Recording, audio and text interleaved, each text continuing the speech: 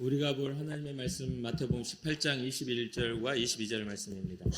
마태복음 18장 21절과 22절입니다.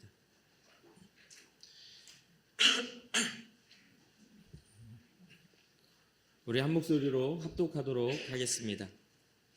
그때에 베드로가 나와 이르되 주여 형제가 내게 죄를 범하면 몇 번이나 용서하여 주리이까? 7번까지 하오리이까? 예수께서 이르시되 내게 이르노니 7번뿐 아니라 7번을 70번까지라도 할지니라. 아멘. 우리 신약 성경의 결론을 말하자면 예수님께서 이 땅에 오신 이유가 모든 사람의 죄를 용서하고 하나님의 사람으로서의 회복을 위해서 오셨다는 것은 신약 성경이 우리에게 말해주고 있는 결론이기도 하고, 예수님의 용서는 하나님의 나라가, 하나님의 그 구원하심이 믿는 자들에게 이루어지는 그러한 은혜임을 우리는 잘 알고 있습니다. 그렇기 때문에 복음 안에서 우리가 얻게 되는 이 용서가 가진 가치, 그 중요성은 굉장히 우리가 살펴보아야 하고, 우리가 믿는 자로서 우리가 그것을 본받아 따라가야 할 부분이기도 합니다. 그런데 이렇게 중요한 용서에 대한 가치를 많이 인식하거나 또 그렇게 해야 된다라고 생각하는 사람들이 생각보다 많지 않습니다. 오늘 우리는 예수님께서 제자들에게 하신 용서에 대한 가르침을 통해서 제자의 질문과 예수님의 대답의 차이가 무엇인지를 좀 살펴보고 용서가 가진 가치가 얼마나 큰지를 되새겨보는 그러한 시간이 되었으면 합니다. 이 용서에 대해서는 예수님께서 우리에게 기도로서 가르쳐준 주기도문에도 잘 나타나 있는 내용이기도 합니다. 마태복음 6장 9절에서 13절은 주님이 가르쳐주신 주기도문 그러한 본문입니다.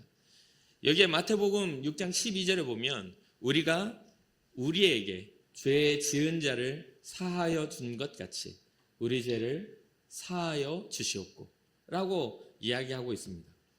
우리가 우리에게 죄 지은 자를 사하여 준 것처럼 우리 죄를 사하여 주십시오. 이게 순서를 잘 기억해 보시기 바랍니다.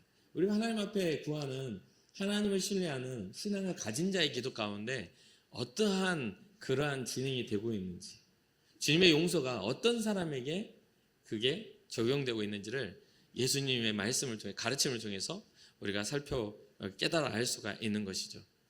우리가 우리에게 죄 지은 사람을 용서해 준 것처럼 주님 우리를 용서해 주십시오.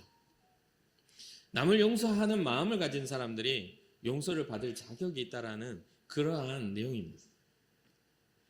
그리고 다른 것에 대한 설명은 없으신데 마태복음 6장 14절과 15절을 보면 이 용서에 관한 것을 저 첨언에서 가르쳐주고 있는 것을 보게 됩니다. 너희가 사람의 잘못을 용서하면 너희 하늘 아버지께서도 너희 잘못을 용서하시려니와 너희가 사람의 잘못을 용서하지 아니하면 너희 아버지께서도 너희 잘못을 용서하지 아니하시리라. 남을 용서하지 않는 사람이라면 용서 또한 받지 못한다는 것을 주님은 분명하게 이야기해 주고 있습니다. 우리가 외면하고 우리가 생각지 않고 살고 있을 뿐이지 성경은 분명하게 용서에 대한 가치가 어떻게 적용되는지를 우리에게 가르쳐주고 있는 것이죠. 이렇게 강조하셨다는 것은 용서가 그만큼 중요하다는 뜻입니다. 왜 중요하죠? 예수님이 이 땅에 오셔서 우리를 위해 십자가에 달려 죽으신 이유도 그 용서를 위해서 오셨기 때문에 그렇습니다. 우리의 영적인 하나님과의 관계적 잘못 또한 우리의 육적인 하나님 앞에서의 도덕적인 잘못, 모든 것들을 포함하여서 주님이 용서하시려고 왔어요. 그런데 알다시피 돌이키고 후회하지 않는 사람은 용서를 받지 못합니다. 그 자리에 머물러서 그냥 내가 잘못했다 하지만 똑같은 잘못을 저지르면 그것을 용서하기가 쉽지가 않아요. 그게 우리 인간 세상의 우리의 모습이기도 합니다. 그렇기 때문에 이러한 생각을 가지고 있는 이 사람으로서는 궁금할 수밖에 없어요. 그래서 베드로가 예수님께 물어봅니다. 예수님은 용서에 관한 가르침을 주셨는데 한 가지 궁금한 건요. 몇 번 용서하면 되는 겁니까? 7번 용서하면 되나요? 라고 이 예수님께 베드로가 질문을 하는 내용입니다. 이 질문에 예수님께서 하신 대답은 굉장히 단순합니다. 7번씩 70번이라도 용서하라. 이것은 숫자적인 그러한 개념의 부분은 아닙니다. 사실은 이 숫자 7이라는 개념은 이스라엘 민족으로서는 완전을 뜻하는 숫자이기도 해요. 자료를 좀 참고해 보니까 이렇게 말합니다.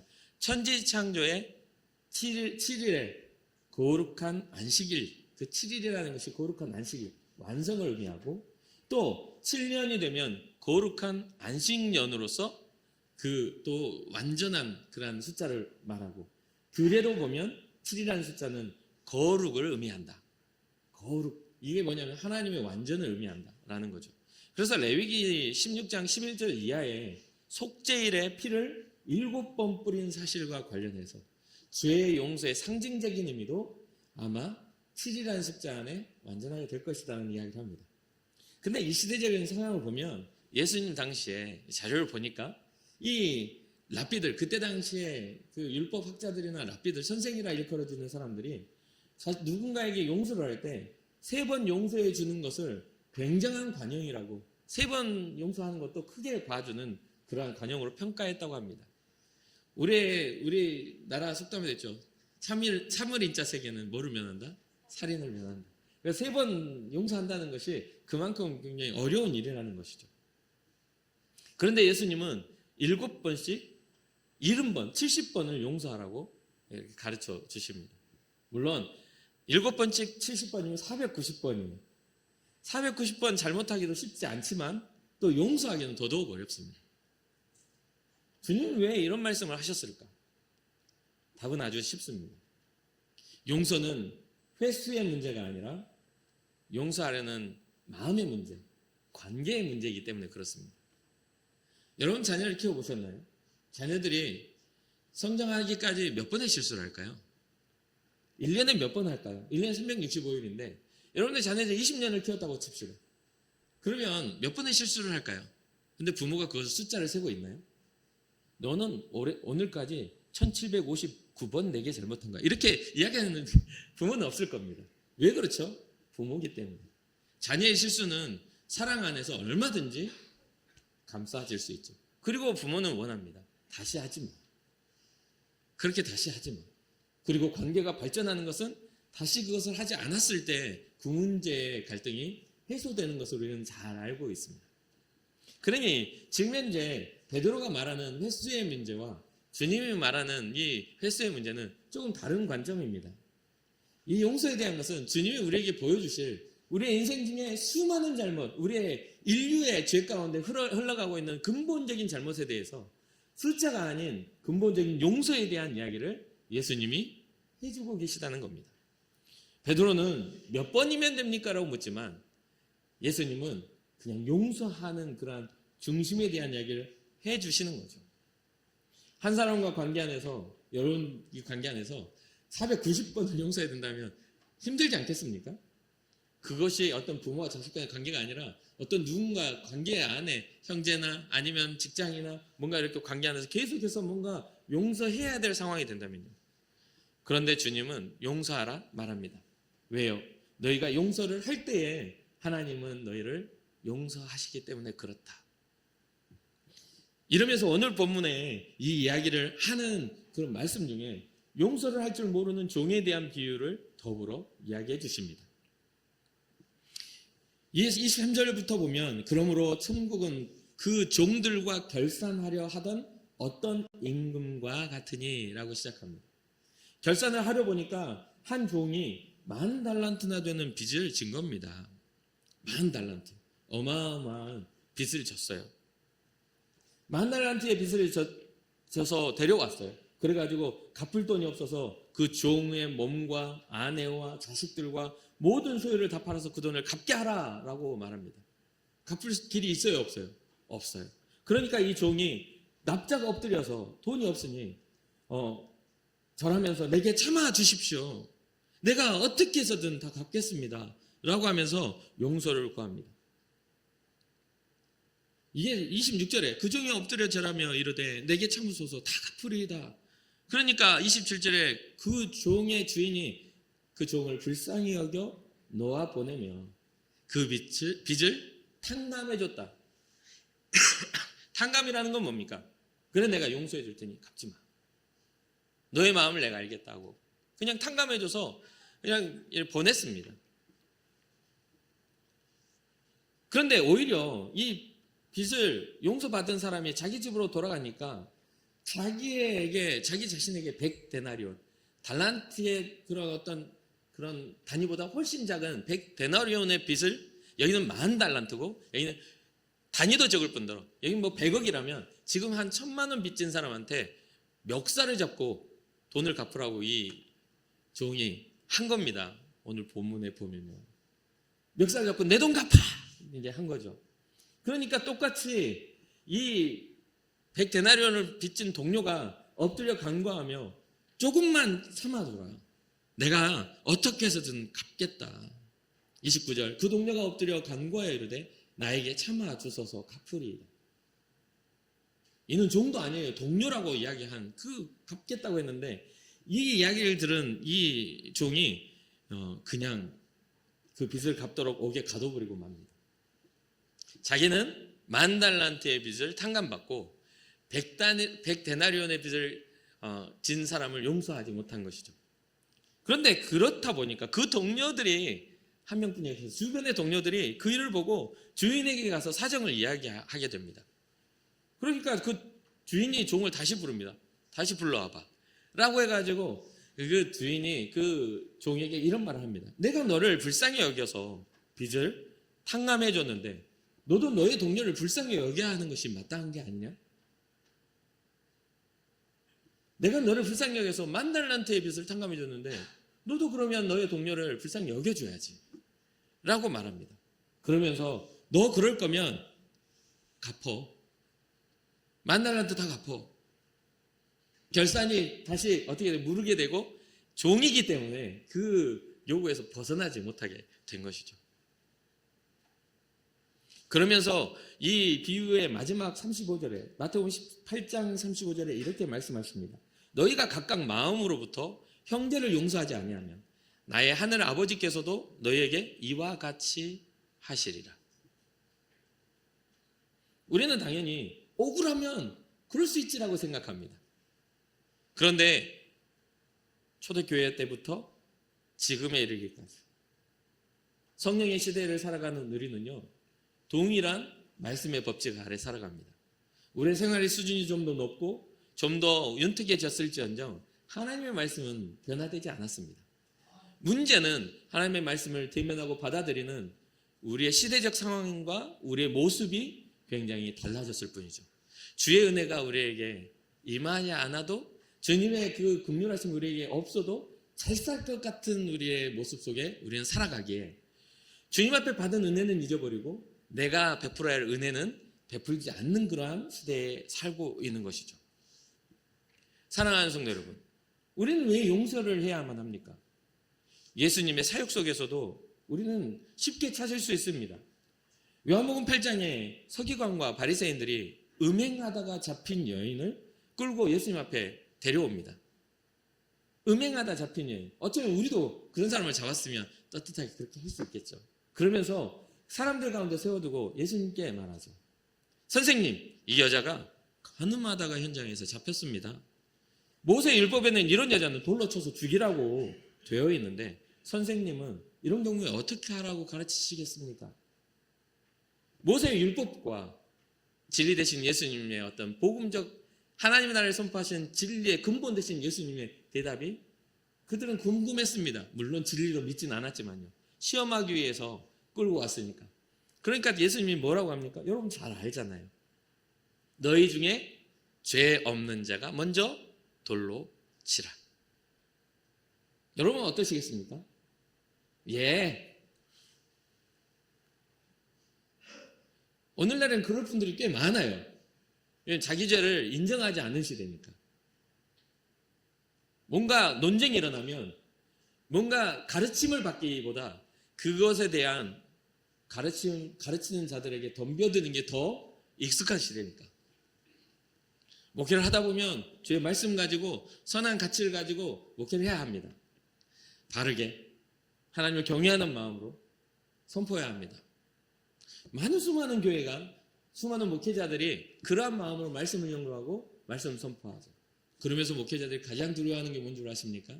그것을 믿음으로 받지 않고 목회자를 공격하는 사람이 있지 않을까라고 생각하는 것 때문에 요즘에는 사람들의 입맛에 맞게 말씀을 변형하고 교훈처럼 둥글둥글하게 하는 시대가 되고 말았습니다. 예수님은 우리에게 분명하게 말씀하시죠. 죄 없는 자가 먼저 돌로 치라. 그것은 그들이 가지고 있는 하나님 앞에서의 죄를 자극하는 이야기였어요. 그럼 뭐 하라는 겁니까? 회개하라, 돌이키라 라는 뜻입니다. 그래서 그 앞에 있던 많은 사람들이 양심의 가책을 느껴 모두가 떠나고 예수님과 그 여인만 남게 되는 내용이 나옵니다. 그 이야기를 더 하기 전에 근본적인 로마서 3장 23절에 이런 말씀이 기록됩니다. 우리가 잘 아는 말씀이죠. 모든 사람이 죄를 범하였으며 하나님의 영광에 이르지 못하더니. 우리는 모두 죄인입니다. 주님이 보셨을 때는 잘할 바가 없습니다. 목사이기 때문에요? 아니요, 저도 죄인입니다. 장로나 권사나 안수집사나 집사나 직분자이기 때문에요? 아니요, 마찬가지입니다.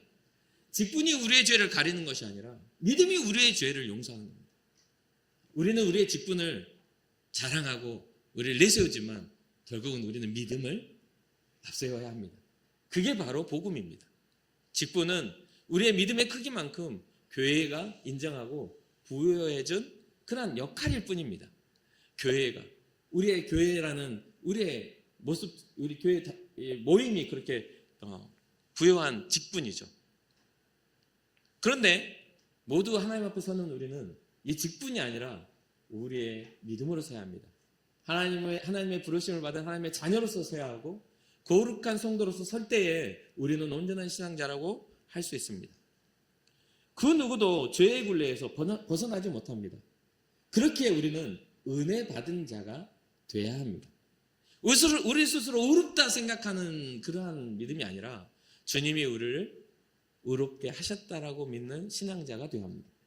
그 모든 신앙의 주체성이 나의 감정과 나의 선택이 있는 것이 아니라 주님의 부르심과 주님의 칭함에 우리는 있는 것이죠.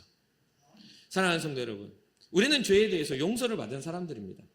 우리가 가진 더러운 죄를 용서받았는데 다른 일을 용서하지 않는다면 자신의 큰 빚을 탕감받았으나 자기에게 작은 빚진 자를 용서하지 못한 불의한 종과 같게 되는 것이죠. 그렇기 때문에 우리는 용서할 때 용서받을 수 있다는 이 예수님이 가르쳐 주신 귀한 가치를 묵상하고 혹시나 우리의 마음속에 응어리진 그러한 미움의 마음이나 용서하지 못한 마음들을 내려놓고 주님 의지하여 용서할 수 있는 은혜와 복이 있기를 주님의 이름으로 축복합니다. 누가복음 6장 37절에 보면 비판하지 말라. 그리하면 너희가 비판을 받지 않을 것이요. 정죄하지 말라. 그리하면 너희가 정죄를 받지 않을 것이요. 용서하라. 그리하면 너희가 용서를 받을 것이요. 우리는 믿음, 예수님을 주다 시인하면 구원받는다는 그것이 있지만 진짜 주의 심정을 모르는 사람이 진짜 고백을 할 수 있을까요? 신앙은 이기적인 마음과 나 중심적인 생각으로 온전한 고백이 일어나지 않습니다. 입술로는 고백할지언정 삶으로는 그 고백에 대해서 반대로 살아가는 사람이 될 수밖에 없는 것이죠. 본질이 바뀌지 않는 것은 그것은 온전하지 않습니다. 그것은 사기꾼이라고 해요. 이것 좀 해줘. 예. 하는데 하지 않아. 성경에도 이야기합니다. 네 하고 대답하고 밭에 나가지 않는 아들과 싫다고 해놓고 후회하고 밭에 나가는 아들 중에 누가 진짜 아비를 생각하는 아들이냐고. 분명히 싫다고 했어도 후회하고 돌이켜 그 아버지의 그런 포도원에가 일할 수 있는 아들이야 되지 않겠냐 이 말입니다. 마가복음 11장 25절에 서서 기도할 때 아무에게나 혐의가 있거든 용서하라. 그리하여야 하늘에 계신 너희 아버지께서도 너희 허물을 사하여 주시리라 하시니라. 우리가 가진 인식과 힘으로는 사실 온전한 용서를 하기가 참 힘듭니다. 우리도 감정을 가진 존재이기 때문에 이렇게 상하고 괴로운데 그게 쉽게 되겠습니까? 그런데 그렇기 때문에 우리는 누가 필요하냐면 주님이 필요한 겁니다. 원망밖에 없고 불평밖에 없고 괴로움밖에 없는 그런 것이지만 우리를 하나님의 자녀 삼으시고 저주 같은 이 인생 속에서 하나님 나라의 백성으로 우리를 변화시켜 주신 사망의 법에서 생명의 성령의 법으로 성령의 생명의 법으로 우리를 옮겨가신 그 주님을 의지할 때에 그 주님을 의지할 때 우리는 온전히 할 수 있는 것이죠. 우리는 용서에 대해서 그 말씀을 의지하여 우리는 용서를 해야 합니다. 에베소 4장 32절 서로 친절하게 하며 불쌍히 여기며 서로 용서하기를 하나님이 그리스도 안에서 너희를 용서하신 것 같이 하라. 가끔 그런 생각이 들어요. 용서 어떻게 하지? 라고 생각하는데요. 가치를 아는 자와 알지 못한 자의 그런 어떤 차이지 않을까 생각을 해요. 오늘도 본문에서 보면 주인이 그 종의 큰 빚 안에서도 무엇을 하죠? 불쌍히 여겨줍니다. 얼마나 힘들었니? 얼마나 괴로웠니? 이 모든 것들을 이렇게 하지 못했을 때 그 마음의 근심과 걱정과 염려들은 얼마나 심했니? 내가 너의 마음을 이해한다. 내가 용서해 줄게. 너의 빚도 탕감해 줄게. 라고 이야기한 건데 그런 이해를 받은 사람은 다른 사람을 이해해 주지 않습니다. 불쌍하게 여기는 마음이 없어요. 멱살을 잡고서 성경을 보면 목을 잡았다 이렇게 하는데 멱살을 잡고서 내놔! 내 거 내놔! 하고 있는 모습이 이제 보여지지 않습니까? 그러니 에베소 4장 32절에도 서로 친절하게 하며 불쌍히 여기며 서로 용서하기를 하나님이 그리스도 안에서 너희를 용서하신 것 같이 하라. 상대방의 어떤 어떤 삶에 대해서 강팍한 인생에 대해서 누군가 용서를 받아야만 살 수밖에 없는 그런 삶에 대해서 불쌍히 여기는 마음이 있어야 하는 것이죠. 골로새 3장 13절을 보니까 누가 누구에게 불만이 있거든 서로 용납하여 피차 용서하되 불만도 서로 용서하되 주께서 너희를 용서하신 것 같이 너희도 그리하라. 고린도후서 2장 10절 너희가 무슨 일이든지 누구를 용서하면 나도 그리하고 내가 만일 용서한 일이 있으면 용서한 그것은 너희를 위하여 그리스도 앞에서 한 것이다. 누구 앞에서요? 주님 앞에서 우리는 그렇게 할 수 있는 거야. 사랑하는 성도 여러분, 우리는 예수님 때문에 살아가는 사람들입니다. 자신의 유익을 위해서 이 자리에 나온 사람들은 여러분 여기 와서 어떤 유익을 취하려고 나온 사람들이 아니에요. 오직 주님의 영광 바라보며 주님의 기뻐하시는 예배자로서 이 자리에 나와서 주님을 찬양하고 주님을 예배하고 또 때로는 주님이 주시는 그 위로와 감격을 가지고 주님을 바라보고 있는 겁니다. 누가 시켜서도 아니고 뭐 시켜서 할 여러분들의 어떤 주체성입니까? 분명히 이곳에 어떤 관계든지 간에 주님이 여러분을 이끄셔서 여러분들의 마음과 여러분들의 입술과 여러분들의 의지를 가지고 주님을 바라보고 계시는 거잖아요. 그러니 주님이 여러분들에게 의지를 가지고 용서하신 그것도 의지적으로 받아들이셔서 여러분들의 인생에 있어서 내가 누군가를 용서하는 것도 주님을 위해 한번 의지를 발동해 보시기를 주님의 이름으로 축복합니다. 그렇게 우리는 주님 앞에서 용서하는 겁니다. 우리가 가진 의가 많아서가 아니에요. 우리가 더 잘나서도 아닙니다. 용서할 거 용서받고 용서할 것 같으면 우리 똑같아요. 어떤 문제가 일어나고 갈등이 일어난다 했을 때는 그 문제에 서로의 입장에서는 서로 잘못한 겁니다. 상대방이. 그렇지 않아요? 아무리 어떤 문제가 꼬여 있어도 그 사람도 내가 꼴 보기 싫은 거고 나도 그 사람이 꼴 보기 싫은 일들이 일어나는 거 아니겠습니까? 누가 잘못했고 잘했고가 문제가 아니라 우리의 감정이 상하여 서로 이렇게 대면하여 서로가 부딪히고 있다는 것이 문제인 거예요. 사람의 문제입니다. 수많은 다양성과 수많은 어떤 횟수의 문제가 아니라 주님의 그 구원하심과 용서하심 속에 우리가 들어가 평안해질 수 있느냐에 대한 이야기를 해주고 있는 것이죠. 그래서 오늘 이야기의 주체자는 종과 또한 동료의 문제가 아닙니다. 그 문제를 바라보고 용서하시는 그 임금의 문제를 주인의 이야기를 하고 있는 겁니다. 주인이 우리를 용서하실 때 이렇게 할 때 너희를 용서하는 거야. 파괴되어져 버린 그러한 배은망덕이라고 하죠. 얻은 은혜를 잊어버리고 자기가 베풀 것들에 대해서는 아깝게 여기는 그런 사람들에게는 주님은 용서해 주지 않아. 분명하게 제 이야기 아닙니다. 성령을 통해 예수님께서 말씀해 주고 계신 거예요. 그러니 여러분들의 어떤 의지적인 여러분들의 어떤 자존심이나 여러분들이 가지고 있는 인식은 말씀 앞에서 별로 문제가 안 됩니다. 그것을 주장해봤자 주님 앞에 아무런 문제 그런 어떤 해결점이 안 돼요. 주님의 구원하심 속에 우리가 그 주체성을 이해하고 들어갈 수 있느냐 없느냐가 구원의 문제인 것이죠. 구원은 주님께 있는 겁니다. 우리가 선택하는 게 아니에요. 나 천국 갈 거니까 나 예수님 믿어 줄 테니까 나 천국 보내주세요 이런다고 해서 천국 가지는 게 아닙니다. 착각하면 안 돼요.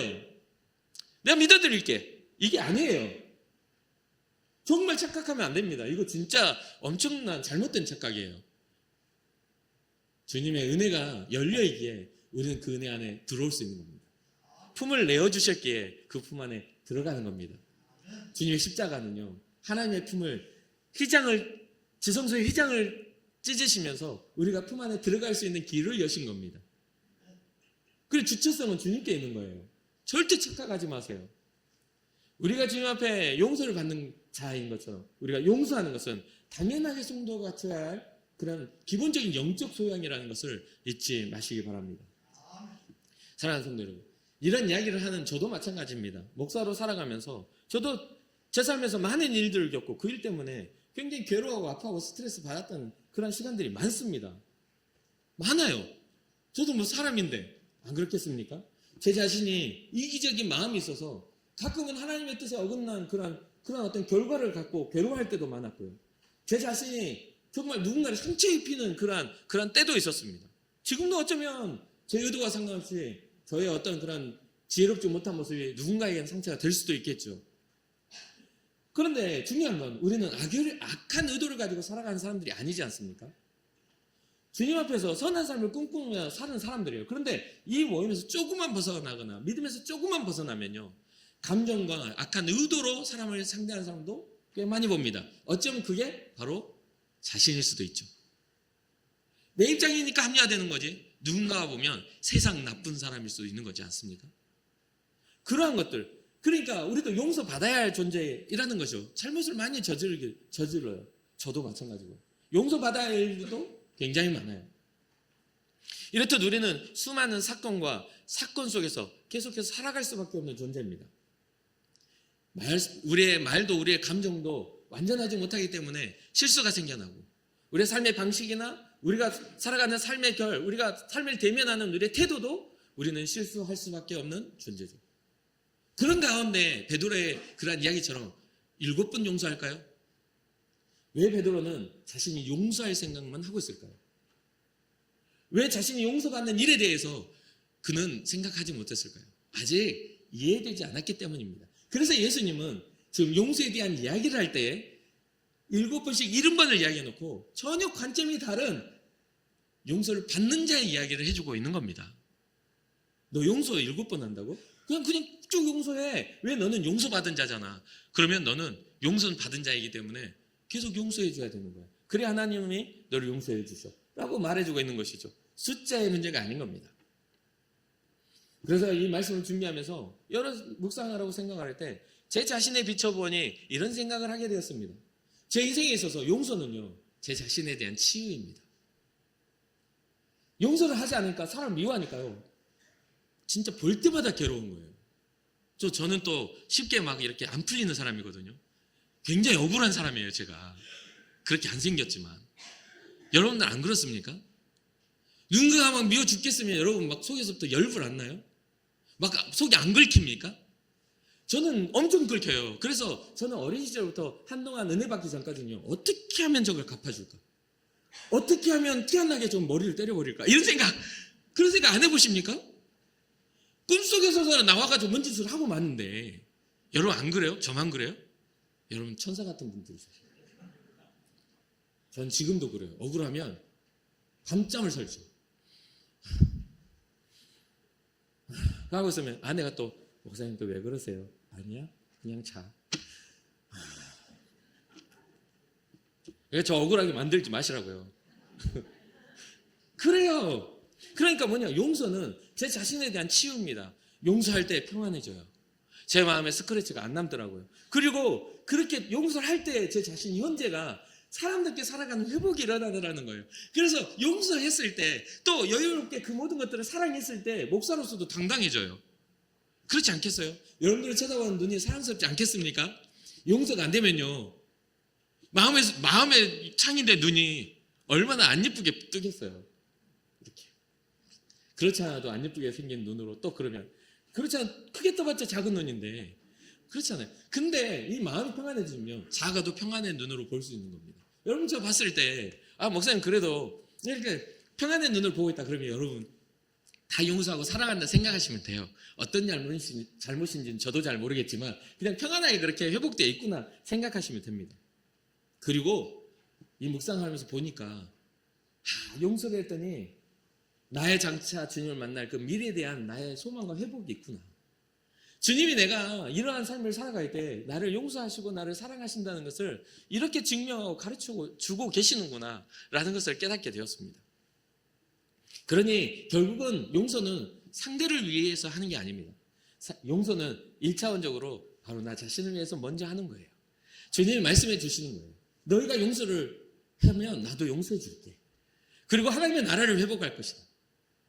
임금의 잔치에 참여하게 할 것이다. 여러분 소망이 있지 않습니까? 그게 별로 관심이 없고 그게 별로 아쉽지 않은 분들은 끝까지 미워하시며 사시면 됩니다. 용서하지 마세요. 그건 뭐 제가 가르쳐 드리긴 하지만 선택은 여러분들이 하시는 몫이니까 괜찮습니다. 괜찮아요. 주님 앞에 섰을 때 조금 부끄러우면 되지. 저는 용서 안 해요. 어떠십니까? 용서하지 못한 사람은 끊임없이 자기의 마음에 상처를 남깁니다. 상대에 대한 미움으로 자기 마음을 병들게 하죠. 그러니 용서하셔서 여러분 마음의 상처들을 치유하시기를 주님의 이름으로 축복합니다. 그래서 전에도 제가 평생 이야기할 줄 모르겠어요. 왜냐하면 평생 그렇게 살 거니까요. 여러분 신앙의 고백은 이렇게 돼야 되고 혹시나 여러분도 한번 적용해 보셔서 그렇게 해보시기 바라요. 저는 지금 수년 동안 이 아침에 일찍 이렇게 새벽 기도를 하거나 일어나면 뭐 어느 때 일어나더라도 제가 말씀드리죠. 침대에 걸터 앉는다고요. 걸터 앉아서 제일 먼저 하나님 앞에 그런 기도를 시작합니다. 하루를 시작하는 기도, 짧은 한 5분도 안 되는 그 기도로 감사와 주님을 향한 기대와 살아가야 할 삶에 대한 것들을 합니다. 그런데 주일날은 항상 똑같이 기도합니다. 항상 똑같이 제 자녀들을 위해서, 또 제 아내를 위해서, 또 제 자신을 위해서, 이제 제 자신에 대해서는 뭐 특별히 적용하지 않지만 제 아내와 제 자녀들을 위해서 기도하는 내용이 있어요. 첫 번째, 제 자녀들을 위해서는 항상 똑같이 기도하는 게 예수님이 하나님 앞에 사랑받고 사람들에게 귀히 여김을 받은 것처럼 우리 아이들이 하나님 앞에 사랑받고 사람들에게 귀히 여김을 받게 하옵소서. 괜찮은 기도 아닙니까? 주님 앞에도 사랑받고 사람들이 귀히 여겨준대요. 한번 괜찮게 생각하시면 여러분도 한번 기도를 적용해 보시기 바랍니다. 그리고 제 아내에게는 항상 이런 기도를 합니다. 하나님 오늘 하루 사랑받게 하시고 또 누군가를 사랑하게 하시고 누군가를 용서하게 하시고 혹시나 실수를 하더라도 누군가에게 용서받게 하옵소서. 누군가를 미워하는 하루가 아니라 또 누군가에게 미움받는 하루가 아니라 이런 좋은 가치들로 은혜를 세워가게 하옵소서. 이거는 진짜 오랜 시간 동안 주일 아침이면 제가 항상 하는 그러한 기도입니다. 왜냐하면 목회 현장 속에서 목회자들이 가장 어려움을 겪을 때가요, 이 영적인 전투를 치르고 있는 주일입니다. 설교도 마찬가지고 사역도 마찬가지고 일주일 동안에 생활을 하다가 교회 와가지고 실망하는 건 여러분 저를 만날 그때 실망합니다. 그러니까 항상 그런 것들이 있는 거예요. 사역 현장 속에 또 사모로서 또 누군가의 말 한마디에 또 누군가의 말 한마디에 일어서기도 하고 주저앉기도 하는 게 인생 아닙니까? 그러니까 귀하게 여겨지는 사람에게 사랑받게 하옵소서, 또 사랑하게 하옵소서, 용서하게 하시고 용서받게 하옵소서, 미워하지 않게 하시고 미움받지 않게 하여 주옵소서. 얼마나 괜찮은 기도 아닙니까? 여러분들의 인생에서도 여러분 그렇게 되기를 주님의 이름으로 축복합니다. 여러분 인생이 사랑받는 인생이 되고 또 누군가를 용서할 수 있는 인생이 되고 또 누군가를 미워하지 않고 미움받지 않는 인생이 되기를 주님의 이름으로 축복합니다. 이거 굉장히 중요한 거잖아요. 거기 그렇게 될 때 우리는 어떻게 하다 말합니까? 행복하다 말합니다. 하루의 관계가 부딪힘이 없고 만나는 만남마다 즐거움이 있으면 행복하지 않겠습니까? 사랑하는 성도 여러분, 더 나아가 마지막으로 여러분들이 용서해 줘야 될 대상들에 대해서 용서해 줄 뿐만 아니라 그 가치, 내가 어떻게 너를 용서해 줄 수 있었는지, 그것은 바로 우리 주님이 나에게 주신 그 사랑과 은혜 때문에 내가 용서함 받은 자이기 때문에 너를 용서할 수 있었다라는 복음을 전해줄 수 있는 여러분과 제가 되기를 주님으로 축복합니다. 우리가 복음으로 용서받은 자가 된 것처럼 그들에게도 하나님은 오래 참고 기다리시고 계심을 전해줘야 합니다. 우리가 특별함 없이 용서함 받은 것처럼 그들도 특별하지 않지만 하나님은 특별하게 여기시고 그들의 영혼을 살리시는 분임을 우리는 잊지 말아야 되겠습니다. 베드로후서 3장 9절, 주의 약속은 어떤 이들이 더디다고 생각하는 것 같이 더딘 것이 아니라 오직 주께서는 너희를 대하여 오래 참으사 아무도 멸망하지 아니하고 다 회개하게 이르기를 원하시느니라. 다 돌이키는 것을 원하신다는 거예요. 왜 이렇게 주님의 심판이 빨리 오지 않습니까? 저 나쁜 사람들은 좀 빨리 쳐버리면 될 텐데 라고 우리는 생각할 수 있어요. 구원받은 입장에서. 그런데요, 주님은 그들까지도 구원하시기 위하여 길이 참고 기다리고 계시다는 것을 주님의 심정에서 이해하시기를 주님의 축복합니다. 그러니 미워하지 마세요. 그러니 여러분 상대를 저주하는 입술을 멈추세요. 주님은 모든 영혼을 구원하시고자 이 땅에 오셔서 우리를 위해 십자가를 지신 분입니다. 우리가 은혜를 입었다고, 특권을 얻었다고, 우리가 특별해졌다고 주님의 심정을 넘어서서는 안 됩니다. 주의 심정을 오히려 더 이해하고 그 복음을 전하는 일에 힘써 살아갈 수 있는 여러분과 제가 되기를 주님의 이름으로 축복합니다. 잠시 기도하겠습니다.